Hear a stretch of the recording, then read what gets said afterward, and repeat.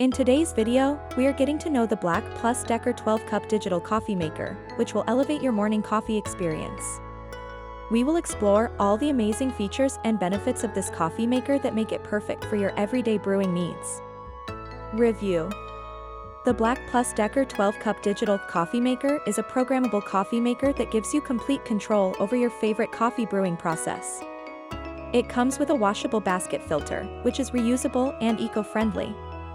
The Sneak a Cup feature allows you to grab a cup of coffee while the brewing process is still ongoing, so you don't have to wait for your entire brew to finish. The Auto Brew feature allows you to program the machine to start brewing at a later time, perfect for when you need your coffee ready at a specific time. The water window makes it easy to check the water level, ensuring you use the perfect amount of water for your brew. Additionally, the Keep Hot plate keeps your coffee warm until you are ready to enjoy it. The design is sleek and modern, with a black finish that complements any kitchen countertop. Amazon customer review. Comment: the BLACK+DECKER 12-cup digital coffee maker has truly made my morning coffee routine easier.